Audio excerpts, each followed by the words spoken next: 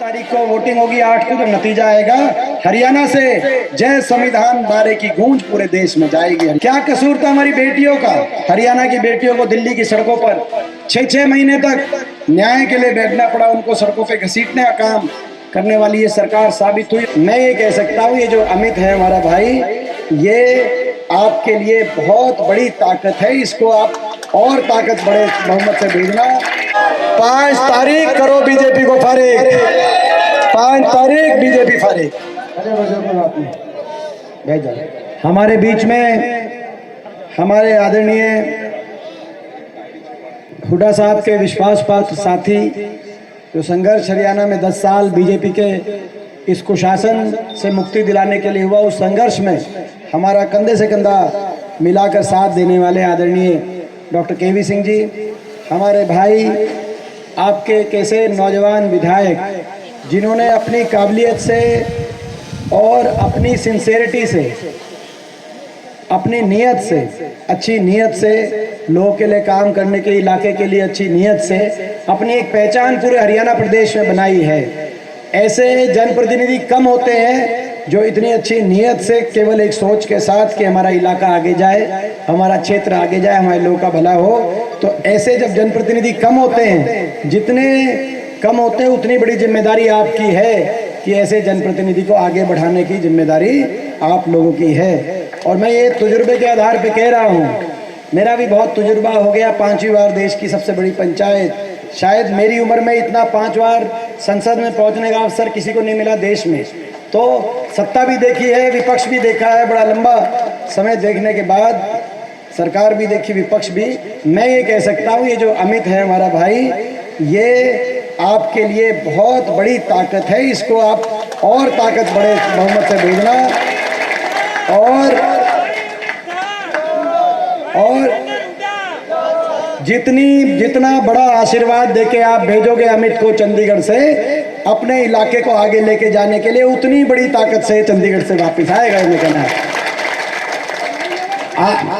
हमारे बीच में बहुत ही हमारे आदरणीय पूर्व सांसद सुशील इंदौरा जी, पूर्व विधायक किशन कंबोज जी, पूर्व विधायक बलकौर सिंह जी, पूर्व मंत्री हमारे रिश्तेदार डॉक्टर महेंद्र जी, पूर्व विधायक जगदीश जांगड़ा जी, भाई विशाल वर्मा जी, मलकीत खोसा जी, पूर्व जिलाध्यक्ष संजय हिटलर जी, पूनम गोदारा जी, मनोज सिवाज जी, सुभाष जोधपुरिया, राम सिंह जी, डॉक्टर वाईके चौधरी जी, राजकुमार शर्मा, मनीष जोधपुरिया जी, संत केवल जी, हमारे बीच में आनंद बिहानी जी, गुरदीप गिलाखेड़ा जी, अमीरचंद चावला जी, हमारे प्रवीणा मेघवाल जी जो 7 लगते कॉन्स्टिट्यूएंसी से बड़ी हमारी संघर्षशील कांग्रेस पार्टी की, भाई गुरदीप जी, और सभी, किसी का नाम नहीं भी आया हो, चुनाव का समय, पिता तुल्य बुजुर्ग, नौजवान साथी, माताएं, बहनें, पूरे हरियाणा के अंदर अब तो आखिरी 3-4 दिन रह गए, आखिरी 3-4 दिन रह गए ना।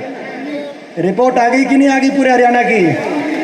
किसकी सरकार बन रही है? सिस्टम घुमा दिया कि नहीं घुमा दिया सिस्टम? आपकी कांग्रेस पार्टी की सरकार बन रही है। हरियाणा के कोने कोने से एक ही आवाज आ रही है, बीजेपी की ये सरकार जा रही है, हुड्डा साहब के नेतृत्व में कांग्रेस पार्टी की सरकार। और देखो, हमने कहा ही नहीं आपको कि आप कहो आ रही है, अंदर से आपकी आवाज आई, तो अंदर से आवाज आई तो यानी कि आप समझ सकते हो हरियाणा में क्या परिस्थिति है। कांग्रेस पार्टी की सरकार बन रही है और मैं ये कह सकता हूँ, कांग्रेस पार्टी की सरकार बन रही है हुड्डा साहब के नेतृत्व में। तो आप ये मान के चलना, डबवाली हल्के वालों, आप भूल मत करना, इस बार यहाँ से बड़ा आशीर्वाद अमित को देना। भाई ये हम विश्वास आपको दिलाते, डॉक्टर साहब खड़े, हुड्डा साहब के भाई हैं और अमित मेरा भाई है। हरियाणा के अंदर अपने डबवाली हल्के को नंबर 1 पे लाने का हम काम करेंगे। हम एक डबल इंजन था खट्टर, एक डबल इंजन था BJP JJP Khattar Dushyant double engine. Fail हो गया कि नहीं हो गया वो डबल इंजन? इंजन रह गए, डब्बे चले गए अलग अलग, यही हुआ ना जी। वो डबल इंजन फेल हो गया। वो डबल इंजन था लूट का डबल इंजन, भ्रष्टाचार का समझौता हुआ बीजेपी और जेजेपी में, और लूट का डबल इंजन। 5 साल लूट के खा गए हरियाणा प्रदेश को। जनता में त्राही त्राही और लूटने में कोई कसर नहीं बाकी। ऐसी स्थिति बनी। आपने देखा जिस दिन मैंने सिरसा में रैली हुई थी दिसंबर में, उस रैली में मैंने कह दिया था कि नहीं कह दिया था कि समझौता करके समझौता तोड़ेंगे। क्या था कि नहीं क्या था? समझौता टूटा। और जिस दिन समझौता टूटा उसके अगले दिन दुष्यंत चौटाला का बयान आया कि 5 साल के बीजेपी के सारे घोटालों के राज बताएंगे। आपने देखा होगा। अगले दिन खट्टर साहब का बयान आया कि 5 साल के दुष्यंत चौटाला के सारे घोटालों की जांच कराएंगे। बताओ बताओ, वो एक दूसरे की जांच करा रहे हैं, एक दूसरे घोटालों के राज बता रहे हैं, मगर जनता को सब पता है। तो आज हरियाणा प्रदेश जो विकास का प्रतीक था, कभी एक समय में खुशहाली का प्रतीक था, आपसी भाईचारे का प्रतीक था, हरियाणा प्रदेश हुआ करता था। आज वो हरियाणा प्रदेश बीजेपी के 10 साल के बाद देश में नंबर 1 बन गया बेरोजगारी में, हरियाणा देश में नंबर 1 बन गया नशे में, हरियाणा देश में नंबर 1 बन गया अपराध में, हरियाणा देश में नंबर 1 बन गया महंगाई में, भ्रष्टाचार में। विकास की पटरी से उतार दिया हरियाणा। गरीब आदमी की सारी स्कीम्स बंद कर दी। 100 गज के प्लॉट की स्कीम थी, मकान की स्कीम थी, राशन डिपो पे दाल चीनी तेल मिलती थी हमारे समय, सारी गरीब आदमी की स्कीम्स बंद करने वाला ये प्रदेश बन गया। बीजेपी की सरकार आते ही 10 साल, इलेक्शन होता तो याद आती है गरीब आदमी की, राशन डिपो पे भी कुछ पहुंचाने लगते हैं, लेकिन 10 साल तक गरीब का शोषण करने वाली ये सरकार साबित हुई। हर वर्ग को उलझाने वाली ये सरकार साबित हुई। हरियाणा के नागरिकों को, आम आदमी को उलझा दिया प्रॉपर्टी आईडी में, फैमिली आईडी में, पोर्टल में। हरियाणा के नौजवान को उलझा दिया सीटी में और कच्ची नौकरी में। पक्की नौकरी सारी बीजेपी खा गई कि नहीं खा गई? पक्की नौकरी की वो लिस्ट ही नहीं निकाली। 2 लाख सरकारी पद या तो समाप्त कर दिए, या 1.5 लाख पदों पे कच्ची भर्ती कौशल निगम के माध्यम से, बिना रिजर्वेशन, बिना पेंशन, बिना मेरिट के आरएसएस से, जहां आरएसएस ने कहा वो लोग लग गए आरएसएस की सिफारिश से, और वो कच्ची नौकरी पे लगे, उनका कोई भविष्य का कोई। तो आज ऐसी ये सरकार ये साबित हुई, नौजवानों को भी उलझा दिया, आम आदमी को उलझा दिया, और हर वर्ग पे अत्याचार करने वाली सरकार। सरपंच आपने चुने थे, नए ताजे सरपंच चंडीगढ़ गए बड़े शान से, तो चंडीगढ़ में स्वागत हुआ उनका। हाँ, आपको पता है। आपने कर्मचारी गए थे ओल्ड पेंशन स्कीम के लिए, कर्मचारियों पे लाठियां बरसी, किसी को कुछ माना ही नहीं इस सरकार ने। किसान 1 साल तक बैठा रहा। 750 किसानों की जान की कुर्बानी लेने वाली ये सरकार साबित हुई। 750 शव वापिस आए इन धरनों से। आज देश देख रहा है हरियाणा की तरफ कि आप जो किसान के साथ अन्याय हुआ था उसका बदला वोट की चोट से आप लेते हो कि नहीं लेते, पूरा देश देख रहा है। 750 शव वापिस आए इन धरनों से। दुख की बात यह है, क्या कसूर था हमारे किसान का? मांग नहीं मानते तो कम से कम सहानुभूति के 2 शब्द कहे जा सकते थे उनके प्रति, लेकिन सहानुभूति का भी एक शब्द नहीं निकला। क्या कसूर था हमारी बेटियों का? हरियाणा की बेटियों को दिल्ली की सड़कों पर 6-6 महीने तक न्याय के लिए बैठना पड़ा, उनको सड़कों पे घसीटने का काम करने वाली ये सरकार साबित हुई। और इतना घोर अन्याय, क्योंकि नागरिक में फर्क नहीं किया जा सकता है। तो देश है, अपने दुश्मन की बहन बेटी की भी इज्जत को अपनी इज्जत मानने वाला ये देश है, मगर इन बेटियों के साथ अन्याय हुआ आपके सामने है। और हमारे जैसों का क्या कसूर था? जब हमने संसद में आपकी आवाज उठाई, जब से किसान आंदोलन चल रहा था, हरियाणा के 15 सांसद हैं, 10 लोकसभा 5 राज्यसभा के। पिछले 10 साल से 14 सांसद बीजेपी के थे।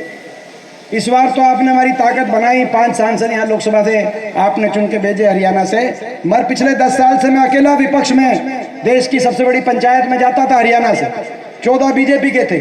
जब वहां खड़े होकर हमने कहा कि किसान की बात नहीं मानते, मैंने कहा तो कम से कम किसान के सहानुभूति के 2 शब्द तो कह दो। 750 घर उजड़ गए। तो आपने देखा होगा पूरी देश के बीजेपी के एमपी टूट के पड़े, जैसे कोई बड़ा कसूर कर दिया हो, मैंने कोई गलती कर दी हो। सबने नारे लगाए, सब टूट के पड़े। कितना अकेलापन आपके इस बेटे ने महसूस किया होगा उस देश की बड़ी पंचायत में। मेरा क्या कसूर था, मैं आपसे पूछना चाहता हूं। केवल आपकी बात मैंने वहां पे ईमानदारी से रखी थी, मेरा इतना ही कसूर था। लेकिन जब संविधान की बात आई, अहंकार इतना बढ़ गया इनका। लोकसभा चुनाव से पहले क्या कह दिया कि 400 पार का नारा, क्योंकि हम बाबा साहब भीमराव अंबेडकर जी के संविधान को ही तोड़ेंगे। यहाँ तक इनका घमंड पहुंच गया। वो तो लोगों ने इनके घमंड को तोड़ा, संविधान को बचाया। और मैं बीजेपी को कहना चाहता हूँ, 5 तारीख को वोटिंग होगी, 8 को जब नतीजा आएगा, हरियाणा से जय संविधान नारे की गूंज पूरे देश में जाएगी। हरियाणा से आपने ना जय जवान छोड़ा, ना जय किसान छोड़ा। कहीं अग्निवीर ले आए, कहीं किसानों की बलि ले ली, लेकिन हरियाणा से जो बटन दबेगा उससे जय संविधान की भी गूंज निकलेगी, और उसी बटन से जय जवान जय किसान की गूंज भी निकलेगी पूरे देश में। तो ये आपकी सरकार बन रही है, हरियाणा में कांग्रेस की सरकार बन रही है। और कांग्रेस सरकार का मतलब डबवाली हल्के के पास ऐसा मौका है, वो तो डबल इंजन फेल हो गया, खट्टर दुष्यंत का डबल इंजन फेल हो गया कि नहीं हो गया। आप डबवाली हल्के को आगे लेके जाने के लिए ये डबल इंजन पहुंचा दो चंडीगढ़ में।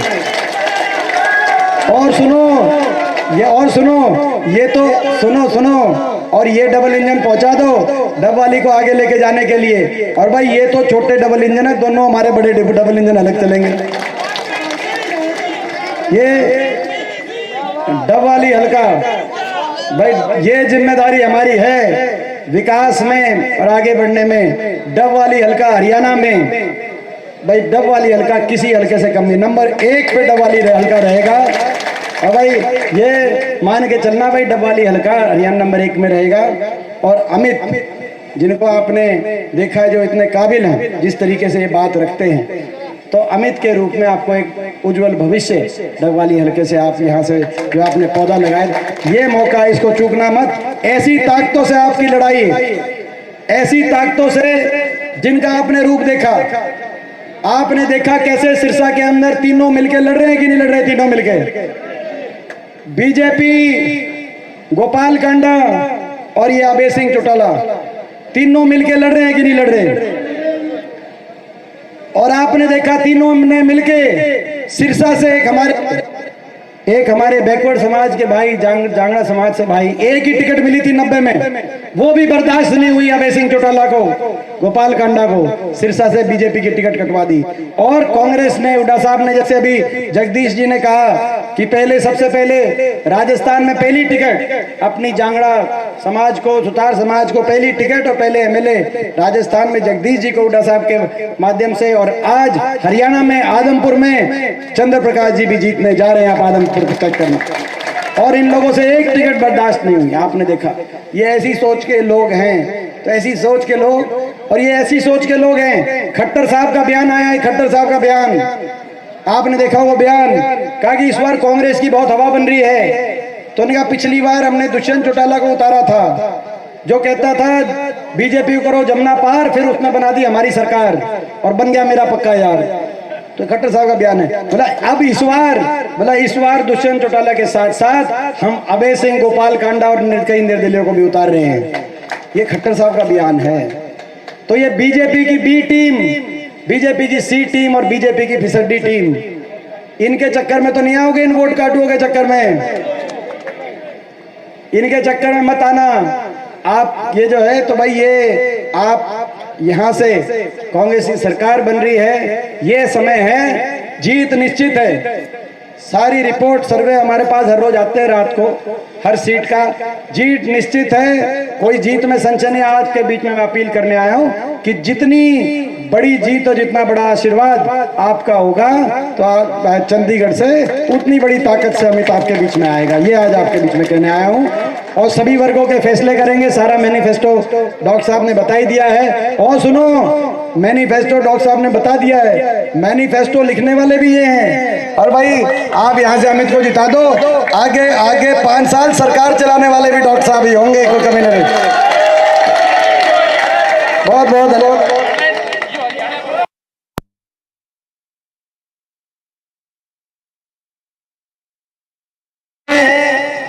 ये आ रहे दिल्ली से बड़े बड़े नेता, इनके दिल्ली से बड़े बड़े नेता आते, 10 साल के अपने काम नहीं बता रहे, केवल कांग्रेस पार्टी पर, हुड्डा साहब पे और मुझ पे निशाना साध के जा रहे हैं।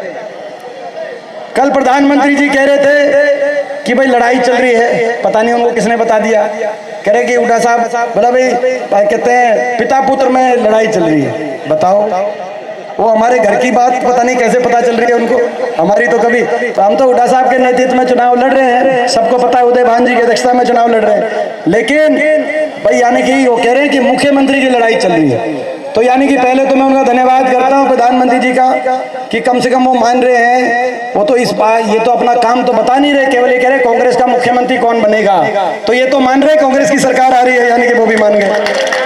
और दूसरी बात ये आके बार बार आपको ललकारते, अपने काम नहीं बताते। जय जय संविधान, जय किसान, जय जय जवान जय किसान की गूंज तो सुनाई दे, लेकिन उस बटन में जब बीप दबाई दे, जब बीप की आवाज आए तो ये पता चले दिल्ली से जो बड़े बड़े नेता आ रहे हैं कि ये हरियाणा है प्रधान, ये पता चले। तो भाई कौन सी तारीख, कौन सी वोट कौन सी तारीख को है? 5 तारीख करो बीजेपी को फारिग, 5 तारीख बीजेपी फारिग।